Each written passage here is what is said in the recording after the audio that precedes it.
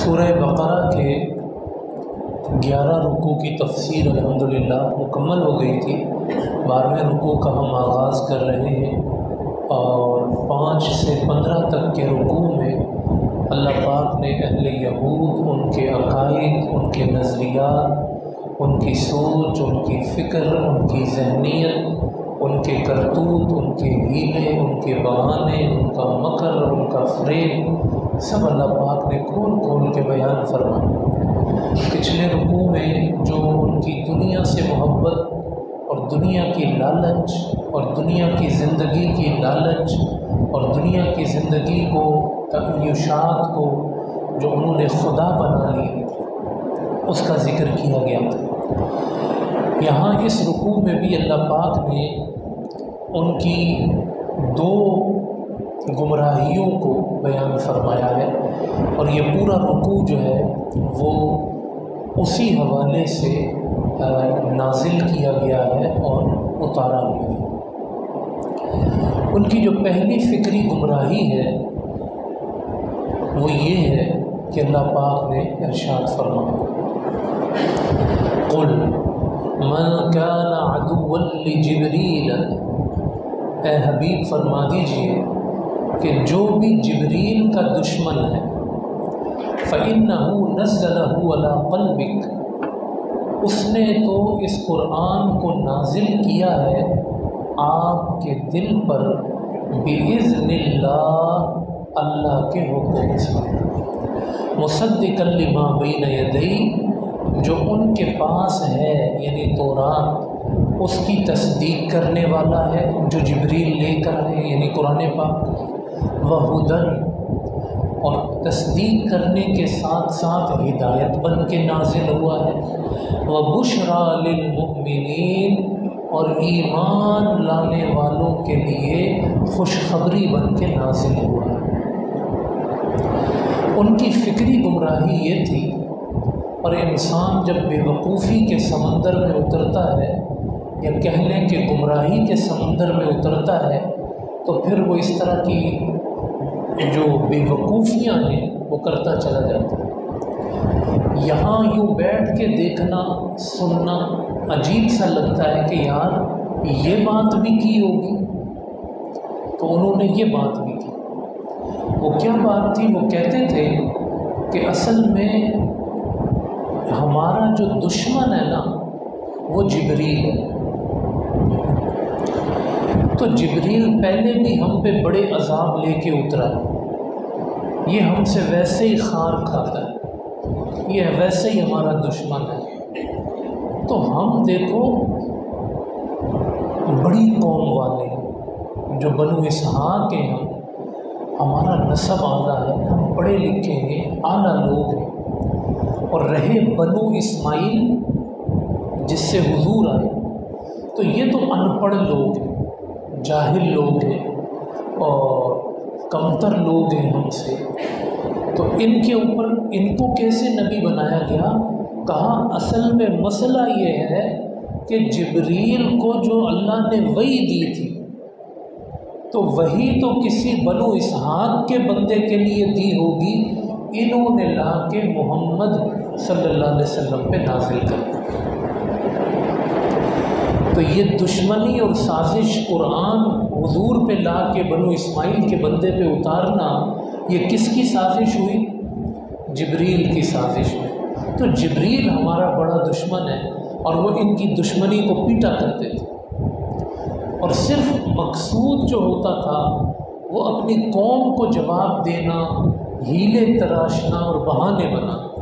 ظاہر ہے قوم پوچھتی تھی بھئی وہ نبی کدھر ہے، وہ نشانی کدھر ہے، وہ قرآن کدھر ہے جس کا ہماری کتابوں میں ذکر ہے؟ کہا یہ نہیں ہے۔ اصل میں پھر ایک بات بناتے تھے، اور ان باتوں میں سے ایک بات یہ بھی تھی کہ کہتے تھے کہ جبریل ہمارا دشمن۔ تو اللہ پاک نے اس آیت میں فرمایا 97 فرمایا کہ جبریل کا کون ہے جو دشمن بن رہا ہے؟ بھائی جبریل تو لایا ہے خدا کے حکم سے، اور بے وقوفوں یہ بات کہاں تک جاتی ہے اگر جبریل کو دشمن بنا رہے ہو تو یہ سازش تو پھر رب نے کی ہے، کیونکہ رب نے جبریل کو بھیجا ہے۔ جبریل کو بھیجنے والا کون ہے؟ اللہ پاک ہے، تو سازش تو اللہ نے کی تمہارے خیال میں۔ تو تم یہ نہیں دیکھتے کہ تمہارے الزام کا اثر کہاں تک جاتا ہے، تمہاری گمراہی کتنی گہری ہو جاتی ہے اور تمہارا کفر کتنا زیادہ ہو جاتا ہے تمہارے اس جملے کی وجہ سے۔ فَإِنَّهُ نَزَّلَهُ عَلَىٰ قَلْبِكَ، اس نے تو یہ قرآن جبریل امین نے آپ کے سینے پہ اتارا ہے، اور بِإِذْنِ اللَّهِ، اللہ کے اذن سے اتارا ہے۔ اور قرآن بھی کیا قرآن اتارا ہے، اللہ خود اپنے کلام کی تعریف کرتا ہے، کہا تمہاری کتابوں کی تصدیق بھی کرتا ہے، زندگی کے معاملات میں ہدایت بھی کرتا ہے، اور ایمان والوں سن لو، ہم نے جو قرآن اتارا ہے وہ تمہارے لیے بشارت بنا کے اتارا ہے۔ قرآن میری اور آپ کی زندگی کی بشارت ہے۔ یار کوئی خوشخبری تو سناؤ، زندگی اسی میں گزرتی ہے۔ یار کوئی اچھی خبر لانا، کوئی اچھی نوید سنانا، اور خوشخبری آ جائے تو پھر کیا اس کو ہم سیلیبریٹ کرتے ہیں۔ میرے ہاں بیٹے کی ولادت ہو گئی، میرے ہاں بیٹی کی ولادت ہو گئی، میرا گھر بن گیا، میرا کام چل گیا، کیا کیا خوشیاں ہوتی ہیں، بشارتیں ہوتی ہیں۔ لیکن میرا رب کہتا ہے یہ دنیا کی زندگی کی بشارتیں ہیں، ان بشارتوں کے لیے بھی اور تمہارے لیے سب سے بڑی خوشخبری جنت کی خوشخبری ہے، وہ بھی تمہارے لیے یہ قرآن ہی لے کر آیا۔ پھر اگلی آیت میں جو اب میں آپ کے سامنے ترجمہ کروں گا، ایک کا بیان کیا ہے اللہ پاک نے، اتحاد بیان کیا ہے، یہ بڑی بنیادی چیز ہے۔ اللہ، رسول، فرشتے، کتاب، یہ جتنی چیزیں ہیں اللہ کہتا ہے یہ ایک گروپ ہے، یہ ایک گروہ ہے، اس میں یہ نہیں ہو سکتا میں نے یہ مانا میں نے یہ نہیں مانا، میں اس کو مانتا ہوں میں اس کو نہیں مانتا۔ یہ پورا ایک گروپ ہے، جو اس میں سے کسی ایک چیز کا دشمن ہو گیا وہ سب کا دشمن ہو گیا۔ ایک بھی اگر کسی نے نہ مانا، کفر ہے۔ ایک چیز کا انکار کرو گے سب کا انکار لازم ہے۔ جبریل کا جو انکار کر رہا ہے وہ میکائیل کا بھی انکار کر رہا ہے، جو میکائیل کا انکار کر رہا ہے وہ محمد مصطفیٰ کا انکار کر رہا ہے، جو ان کا انکار کر رہا ہے وہ قرآن کا انکار کر رہا ہے، جو قرآن کا انکار کر رہا ہے وہ رب کائنات کا انکار کر رہا ہے۔ الحمدللہ اللہ پاک نے ہمیں ان لوگوں میں رکھا کہ جن کے دل میں خدا کی بھی عظمت ہے، مصطفیٰ کی بھی عظمت ہے، فرشتوں کی بھی عظمت ہے، سارے نبیوں کی بھی عظمت ہے، ساری کتابوں کی بھی عظمت ہے، قرآن پاک کی بھی عظمت ہے، صحابہ کرام کی بھی عظمت ہے، اہل بیت کی بھی عظمت ہے، خدا کے ولیوں کی بھی عظمت ہے، نیک بندوں کی بھی عظمت ہے، حرم کی بھی عظمت ہے، زمزم کی بھی عظمت ہے، بیت المقدس کی بھی عظمت ہے۔ اول سے لے کے آخر تک خدا نے ہم کو سب کا ادب کرنے والا بنایا۔ یہ گروپ دیکھیں اس آیت میں، اس کو یوں بیان کیا اللہ پاک، من کان عدوا للہ، جو دشمن ہوا اللہ کا، وملائکتہ، اس کے فرشتوں کا، ورسولہ، اس کے رسولوں کا، وجبریل، اور جبریل کا، ومیکال، اور میکال کا۔ اور میکائیل کا ذکر مفسرین لکھتے ہیں یہاں اس لیے کیا، یہ نادان کہتے تھے کہ جبریل تو ہمارا دشمن ہے، میکائیل ہمارا دوست ہے۔ کیا کہتے تھے؟ جبریل ہمارا دشمن ہے، میکائیل ہمارا دوست ہے، تو اللہ نے دونوں کا ذکر اکٹھے کیا، جو جبریل کا دشمن ہے وہ میکائیل کا دشمن، جو جبریل کا دوست ہے وہی میکائیل کا دوست ہے۔ تو فرمایا جو دشمن ہوا اللہ کا، ملائکہ کا، رسولوں کا، جبریل کا، میکائیل کا، فَإِن سن لے، یہ ایک اتحاد ہو گیا، فَإِنَّ اللَّهَ عَدُوٌّ لِّلْكَافِرِينَ، تو اللہ دشمن ہے ان کافروں کا۔ جو جبریل سے دشمنی رکھتا ہے خدا اس سے دشمنی رکھتا ہے، جو حضور سے دشمنی رکھتا ہے خدا اس سے دشمنی رکھتا ہے، جو قرآن سے دشمنی رکھتا ہے خدا اس سے دشمنی رکھتا ہے۔ تو یہ گروپ آپ کے ذہن میں آیا کہ اللہ پاک نے یہ ایمانیات کی بڑی بنیادی چیز ذکر کر دی۔ ہاں، کہیں پہ بھی فرق نہیں آ سکتا اور کسی چیز میں کمی نہیں آ سکتی ایمانیات کے معاملے میں۔ یار اتنا کچھ تو مانتے ہیں، ایک میں ڈنڈی مار دی تو کیا، یہاں کمی کر دی تو کیا، نہ، گروپ آپ نے توڑ دیا تو آپ نے سب توڑ دیا۔ جو ابو بکر صدیق کا دوست ہے وہ عمر فاروق کا بھی دوست ہے، وہ عثمان غنی کا بھی دوست ہے، وہ مولا علی کا بھی دوست ہے۔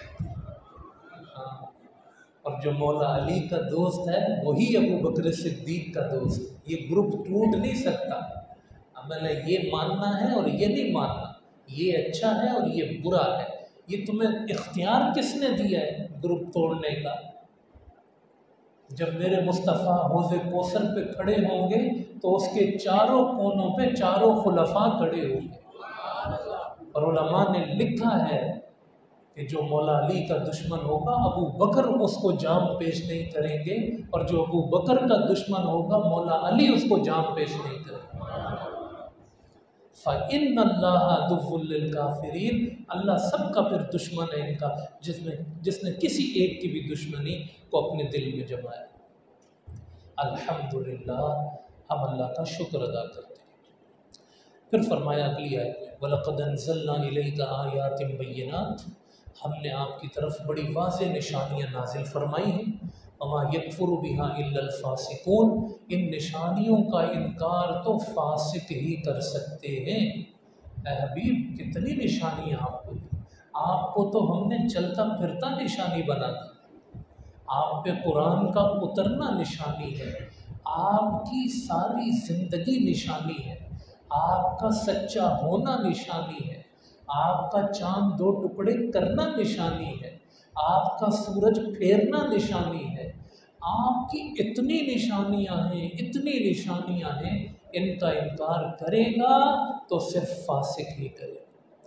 پھر اللہ پاک نے اگلی آیت میں فرمایا أَوَكُلَّمَا عَاهَدُوا عَهْدًا، ایک مزاج بیان فرمایا، تاریخ کے تسلسل میں ایک مزاج اللہ نے بیان فرما دیا۔ ہائے امت مسلمہ اس کو پڑھنے والی ہوتی اور سمجھنے والی ہوتی، ہمیں تو نہ عوام کو قرآن پتہ ہے، نہ حکمران کو قرآن پتہ ہے، نہ تاجر کو قرآن پتہ ہے، نہ وکیل کو، نہ جج کو قرآن پتہ ہے، نہ قوموں کی جو معلومات ہیں اس کو کوئی نظر میں رکھنے والا ہے، نہ کوئی دشمن کی پہچان کرنے والا ہے، نہ کوئی دوست کی پہچان کرنے والا ہے۔ اللہ نے فرمایا أَوَكُلَّمَا عَاهَدُوا عَهْدًا، یہ ایسے لوگ ہیں یہود کہ انہوں نے جب بھی کوئی معاہدہ کیا ہے نَبَذَهُ فَرِيقٌ مِّنْهُمْ، ان کے ایک فریق نے اسے اپنی پشت کے پیچھے پھینک دیا۔ ان کے مزاج میں ہی وعدہ توڑنا ہے۔ بل اکثرهم لا یؤمنون، ان کے اکثر ایمان نہیں لاتے۔ یہ معاہدے کرتے ہیں وقتی مفاد کے لیے، یہ معاہدے کرتے ہیں اپنے اغراض کے لیے، یہ کبھی بھی معاہدوں پر پورا نہیں اترتے۔ مجھے بتاؤ جو خدا کے عہد پہ پورا نہیں اترتا وہ مسلمان کے عہد پہ پورا اترے گا؟ یہ نفسیات ہے یہود کی جو ایز اے قوم اللہ نے ہمیں بتائی ہے، اور اس پر بڑی دانائی و حکمت کے ساتھ غور و فکر کرنے کی ہمیں ضرورت ہے۔ پھر اللہ فرماتا ہے وَلَمَّا جَاءَهُمْ رَسُولٌ، اور جب آئے ان کے پاس رسول کامل محمد عربی صلی اللہ علیہ وسلم ان کے پاس آ گئے، من عند اللہ، اللہ کی جانب سے، مصدق لما معہم، جو ان کی کتابوں کی بھی تصدیق کرنے آئے تھے، نبذ فریق من الذین اوتوا الکتاب، تو اہل کتاب کے گروہ نے انہیں بھی پس پشت ڈال دیا۔ کتاب اللہ وراء ظہورہم، اللہ کی کتاب کو اپنی پشتوں کے پیچھے، کأنہم لا یعلمون، جیسے کہ وہ جانتے ہی نہیں۔ تو قرآن بھی پس پشت ڈالا، تورات بھی پس پشت ڈالی۔ یہاں تک ایک پیراگراف آپ سمجھے مکمل ہو گیا۔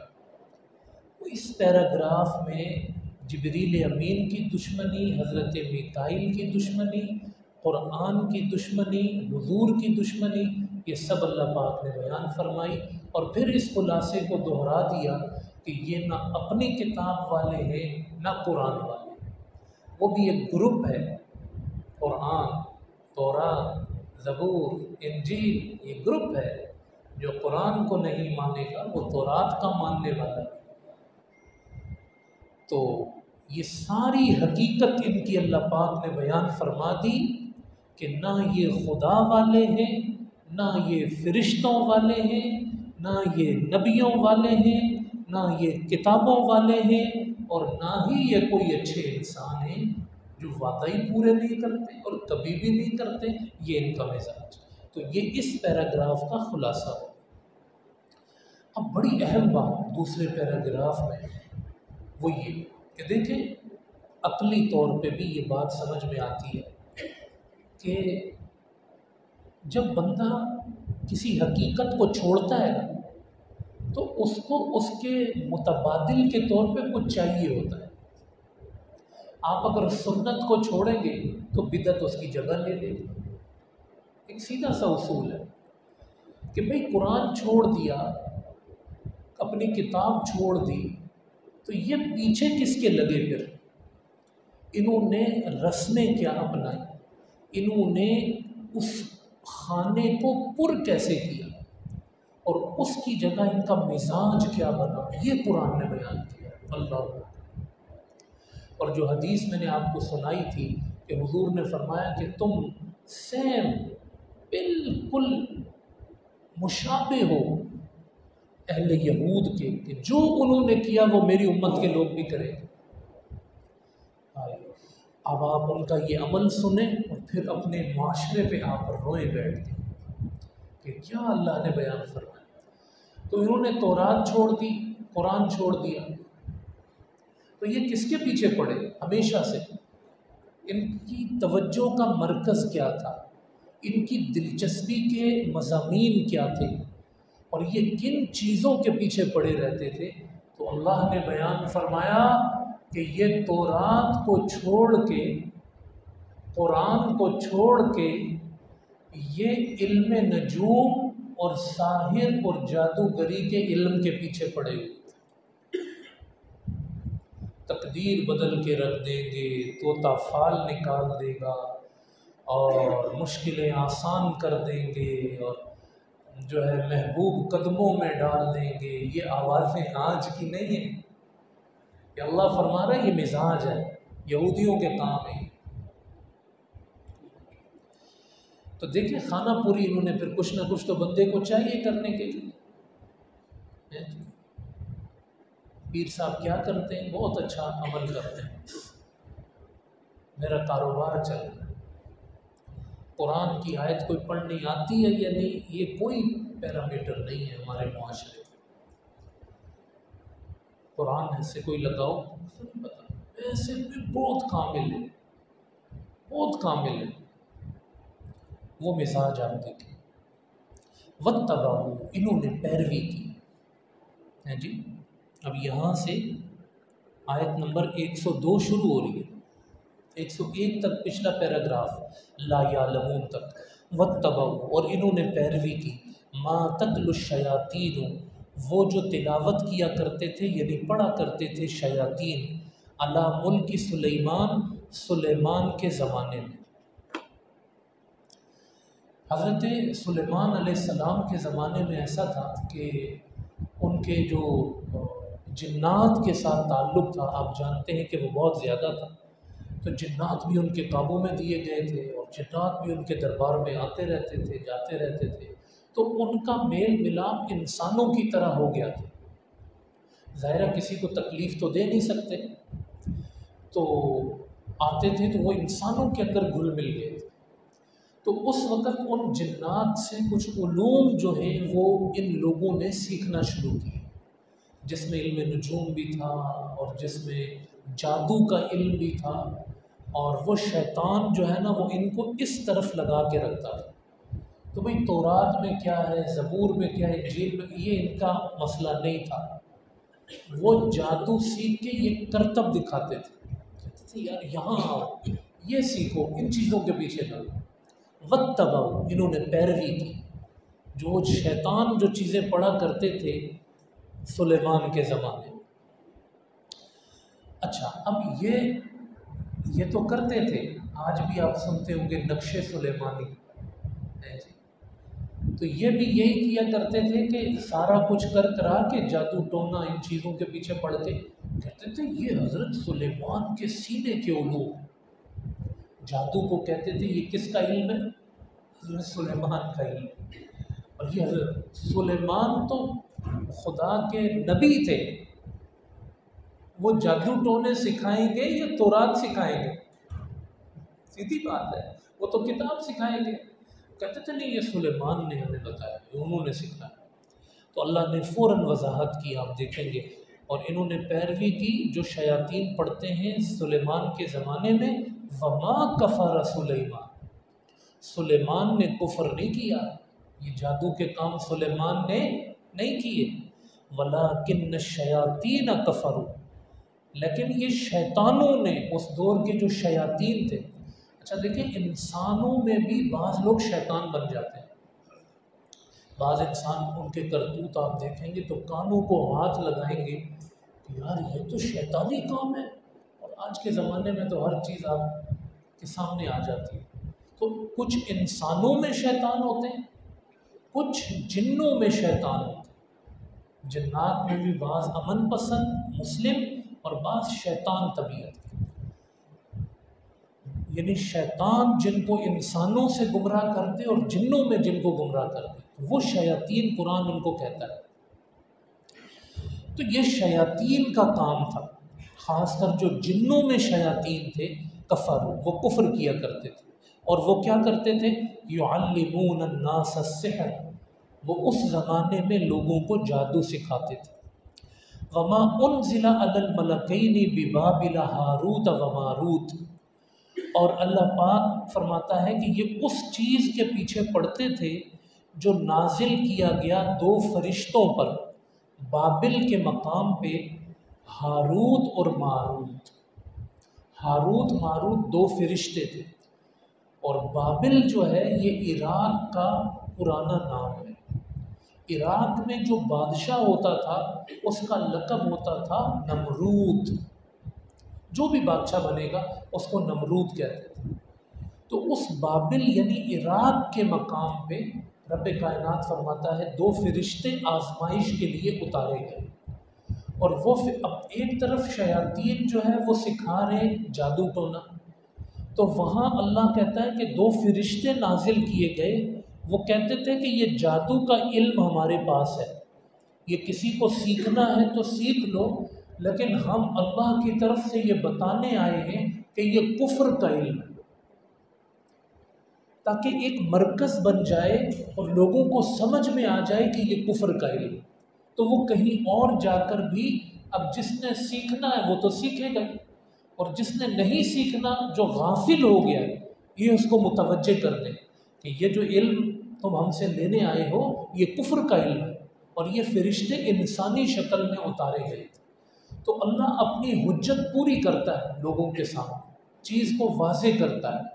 تو جادو کا چلن زیادہ ہوا تو دو فرشتوں کے ذریعے اس کی حقیقت واضح کی گئی کہ وہ علم سکھاتے تھے، یعنی کہتے تھے جس کو جادو سیکھنا ہے آ جاؤ سیکھ لو، لیکن ہم تمہیں بتائیں کہ یہ کفر کا علم ہے، یہ سیکھنے کی چیز نہیں ہے، قرآن جو ان کی کتاب ہے اس کی طرف جاؤ۔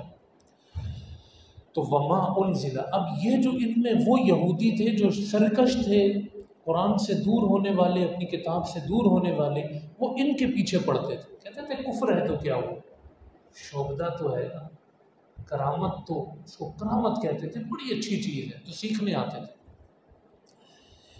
وما یعلمان من احد، اور وہ کسی کو بھی نہیں سکھاتے تھے دو فرشتے، حتیٰ یہاں تک کہ یقولا وہ کہتے تھے انما نحن فتنہ، بے شک ہم آزمائش بن کر آئے ہیں تمہاری، اللہ نے ہمیں بھیجا ہے آزمائش بنا کر، فلا تکفر، یہ کفر کے کام، جادو ٹونے کے کام نہ کرو، فیتعلمون منہما، تو لائن لگی ہوتی تھی سیکھنے والوں کی بھی، ما یفرقون بہ بین المرء وزوجہ، اور وہ لائن لگانے والے کس لائن میں لگے ہوتے تھے؟ یار وہ جو ہمارے پڑوسی میں میاں بیوی ہے نا، وہ بڑے خوش ہیں، ان میں تفریق ڈالنی، تو کچھ ہمیں سکھا دو جانا۔ وہ کہتے تھے یہ کفر ہے، یہ نہ سیکھو، کہتے نہیں سکھاؤ، کفر ہے تو کیا ہو۔ فَيَتَعَلَّمُونَ مِنْهُمَا مَا يُفَرِّقُونَ بِهِ بَيْنَ الْمَرْءِ وَزَوْجِهِ، ان کی اخلاقی زوال کی طرف بھی اللہ نے اشارہ فرمایا ہے کہ کسی فیملی میں میاں بیوی خوش ہیں تو وہ بھی ان کو برداشت نہیں ہوتا، اور یہ ہمارے ہاں بھی۔ اب آپ ساری تصویر دیکھ لیں، ہے جی لائن لگی ہوئی ہے، اور لائنیں کہاں لگی ہوئی ہیں؟ تو وہ ایک تھوڑا سا ازراہ مزاح عرض کر رہا ہوں، ایک دوست تھے ہمارے مولانا صاحب، تو وہ ساتھ تعویذ کا بھی کام کرتے تھے، تو میں نے کہا بھائی کہنے لگے کہ یہ ساتھ CNG بھی رکھی ہوئی ہے تو اس پہ بھی تھوڑا، میں نے کہا بھائی رش تو CNG پہ ہی ہوتا ہے۔ تو اس چیز کے پیچھے لوگوں کا رجحان زیادہ ہے، یعنی کسی چیز کو اس کی لمٹ میں قبول کرنا۔ کچھ وظائف ہیں اگر آپ پڑھ رہے ہیں وہ اپنی ہدایت کے لیے، کچھ فوائد کے لیے، وہ ایک الگ بات ہے، لیکن ساری زندگی صرف وظیفہ ہی پڑھنا اور قرآن پڑھنا ہی نہیں، یہ مزاج تھا ان کا۔ خیر وظیفہ پڑھنا تو ایک اچھی چیز ہو گئی، لیکن وہ اس سے بھی زیادہ نیچے گرے کہ وہ جادو ٹونے میں چلی، اور آج بھی آپ دیکھ لیں کالا علم، پیلا علم، نیلا علم، اس پر لائن زیادہ ہے، اس میں کوئی ہندو بیٹھا ہوا ہے، کوئی عیسائی بیٹھا ہوا ہے، کوئی فرق نہیں ہے، کام تو ہو رہا ہے۔ لا حول ولا قوت الا باللہ، یہ تو کوئی مسلمان یہ دھندے لے کے بیٹھا ہو، اس کے پاس جانا جائز نہیں ہے، کالے علم اور یہ اور وہ۔ تو اور آپ یقین کریں ایک نمبر کے چرسی، پوڈری اور نہایت سطحی قسم کے لوگ، وہ آستانہ ایک بنا لیں گے، اور کتنا میڈیا پہ دیکھیں پکڑے بھی جاتے ہیں۔ اچھا ان سے جب وہ بات کرتے ہیں تو اس کی بات سے ہی نا اتنی کفریہ جملے نکل رہے ہوتے ہیں کہ ہم کیا کر رہے ہیں یہاں بیٹھ کے، کیا سکھا رہے ہیں لوگوں کو، یا لوگوں کو کیا دے رہے، بسم اللہ تک پڑھنی نہیں آتی، لیکن کروڑوں اربوں کما لیتے ہیں وہ لوگوں کی جھوٹی عقیدتوں کی وجہ سے۔ تو خدا را یہ ساری چیزیں اہل یہود کی وراثت ہیں، یہودیوں کی، جو مسلمانوں نے بھی اپنا لی۔ تو میں نے آپ کو کہا تھا کہ یہ حضور علیہ السلام کا فرمان ہے کہ جو یہ کریں گے وہ تم کرو، حتیٰ کہ جو جبریل امین کی دشمنی کی بات اس سے پہلے ہم نے کی ہے نا، تو ہمارے ہاں ایک مسلک میں ایک نظریہ رکھنے والے موجود ہیں، یہ شاید اب کم ہوں گے، لیکن ان کو کہتے ہیں فرقہ غرابیہ۔ مجدد الفسانی رحمۃ اللہ علیہ نے اپنی کتاب میں اس مسلک کا ذکر کیا، وہ یہ کہتے تھے کہ حضور اور مولا علی کی جو روحیں ہیں وہ ملتی جلتی ہیں، تو جبریل جب وحی لے کر آئے تو لانی مولا علی کے دیے تھی، لیکن غلطی سے حضور کو دے کے چلے، کفر دیکھے، یہ بات یہودیوں نے بھی، تو وہ کہتے ہیں جبریل ہمارا دشمن ہے، اور جبریل امین پہ لعنت بھی کرتے ہیں وہ فرقہ۔ حضرت علی کی محبت میں کیسی چیز گھڑی دیکھو۔ تو یہ اللہ ہمیں بتا رہا ہے کتنا اس کا کرم ہے کہ یہ سوچیں اور فکریں، یہ جادو ٹونے اور یہ سطحی چیزوں کے پیچھے پڑنا، قرآن کے متبادل ان چیزوں کو فروغ دینا، یہ اللہ فرماتا ہے کہ یہ ان لوگوں کا مزاج تھا۔ تو وہ سیکھا کرتے تھے ان دونوں سے، وہ جو میاں بیوی کے درمیان تفریق ڈالنے والی چیزیں تھیں۔ وما هم بضارین بہ من احد الا باذن اللہ، اور جادو ہو یا کوئی ایسی چیز ہو، اس کی اپنی کوئی حقیقت نہیں ہے، وہ ایک آزمائش ہے۔ جادو اثر کرتا ہے، مگر جادو ایک وقتی کھیل ہوتا ہے، جس کو قرآن نے کہا یخیل الیہ من سحرہ، اس کا ایک وقت ہوتا ہے، ایک وقت کے لیے وہ نظر کا دھوکہ بنتا ہے، اثر ہوتا ہے اس کا۔ لیکن یہ دل میں اطمینان رکھیں کہ اللہ نے یہ قرآن میں وعدہ کیا ہے کہ وَلَا يُفْلِحُ السَّاحِرُ حَيْثُ أَتَىٰ، جادوگر کبھی کامیاب نہیں ہو، جادوگر کبھی کامیاب نہیں ہو۔ ایک وقتی طور پہ اس کا کام چل جائے، دیکھیں نا، سورہ فلق ہے، سورہ ناس ہے، قرآن ہے، اس کو آپ معمول میں رکھیں، اس کے پڑھنے والے ہوں، اثرات ختم ہو جائیں گے اگر کوئی ایسا کرتا بھی ہے جائے۔ تو اس لیے فرمایا کہ کوئی بھی چیز ہوتی ہے، اگر جادو کے ذریعے بھی کسی کو کوئی نقصان پہنچاتا ہے تو اس کا یہ مطلب نہیں ہے کہ خود جادو کوئی کمال ہے، وہ خدا کی طرف سے ہی ہوتا ہے، اور خدا ہی کی طرف سے ایک آزمائش ہوتی ہے۔ وما هم بضارین بہ من احد، اور وہ کسی کو نقصان پہنچانے والے نہیں ہیں اس جادو کے ذریعے بھی، الا باذن اللہ، مگر وہاں بھی اللہ ہی کے اذن سے ہوتا ہے۔ وَيَتَعَلَّمُونَ مَا يَضُرُّهُمْ، اور یہ جادو سیکھنے والے وہی سیکھتے ہیں جو انہیں نقصان دینے والا ہے حقیقت میں، وَلَا يَنْفَعُهُمْ، اور اس میں کوئی نفع کی چیز نہیں ہے۔ وَلَقَدْ عَلِمُوا، اور تحقیق انہوں نے جان لیا ہے، یہ جادو والے یہ بات جانتے ہیں، لَمَنِ اشْتَرَاهُ، جو چیز انہوں نے خریدی ہے، مَا لَهُ فِي الْآخِرَةِ مِنْ خَلَاقٍ، اس کا آخر میں کوئی حصہ نہیں ہے۔ کفر کا کام ہے، کفر کا آخر میں کوئی حصہ نہیں ہے۔ وَلَبِئْسَ مَا شَرَوْا بِهِ أَنفُسَهُمْ، اور کتنا برا ہے جو انہوں نے خریدا ہے، لَوْ كَانُوا يَعْلَمُونَ، کاش کہ یہ لوگ یہ بات جان لیتے۔ وَلَوْ أَنَّهُمْ، اب آخری آیت میں اس پہ تبصرہ کیا اس رکوع کی، فرمایا کہ وَلَوْ أَنَّهُمْ آمَنُوا، اگر یہ ایمان لے آتے، وَاتَّقَوْا، اور تقوی اختیار کر لیتے، انسان جادو میں پڑ جائے، انسان ان سفلی چیزوں میں پڑ جائے، اس کے بجائے جو حقیقت ہے وہ کیا ہے، انہم آمنو، لوگ ایمان لانے والے بن جائیں، واتقوا، اور تقوی والے بن جائیں، لمثوبۃ من عند اللہ خیر، تو یہ اللہ کی طرف سے بہت بڑا خیر کا بدلہ ہے، لو کانوا یعلمون، کاش لوگ یہ بات جان لیتے۔ تو ان دو خلاصوں کے ساتھ ہم اپنے درس کو مکمل کر رہے ہیں کہ ایک تو ان کی جو گمراہی تھی وہ یہ کہ میں یہ مانوں گا اور یہ نہیں مانوں گا، تو گروپ توڑتے تھے، اللہ پاک پورے گروپ پر ایمان نصیب فرمائے۔